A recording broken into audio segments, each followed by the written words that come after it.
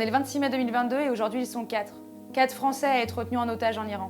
Pour mon frère, Benjamin Brière, qui se baladait en van dans le pays, ça a commencé un 26 mai 2020. Après 5 jours sans nouvelles, j'ai commencé à alerter les autorités françaises pour découvrir un mois plus tard qu'il était en prison. C'est à ce moment-là qu'il m'a appelé pour me dire que tout va bien. Et je découvre quelques temps plus tard qu'à ce moment-là, Benjamin était à l'arrière d'un camion, menotté, les yeux bandés, avec pour interdiction de m'en dire plus. Mon frère de 35 ans, qui se baladait en van en Iran, un touriste, est aujourd'hui en prison et accusé d'espionnage et de propagande contre le régime. Benjamin vit l'enfer. Il a été placé 2 mois à l'isolement, dont 1 sans voir la lumière du jour. Il est enfermé dans une prison qui viole tous les droits humains. Il vit dans la terreur, il voit des condamnés à mort partir pour leur dernier souffle.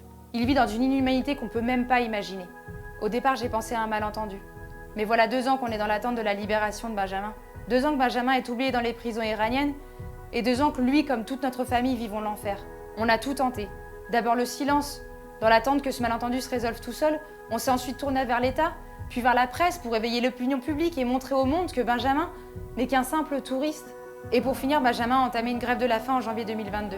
Ça faisait 1 an et demi qu'il croupissait là, sans savoir pour combien de temps ni pour quel chef d'accusation.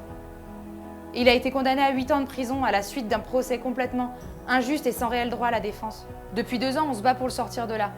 L'Iran interpelle les étrangers, les transforme en otages et laisse Benjamin croupir dans cet enfer, pendant que la France, pays des libertés, ne nous laisse toujours pas entrevoir celle de mon frère.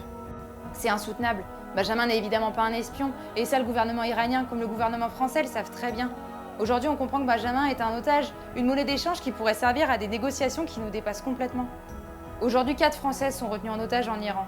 La chercheuse Fariba Adelkha, Benjamin Brière, touriste, et depuis la semaine dernière, 2 enseignants simplement partis en vacances.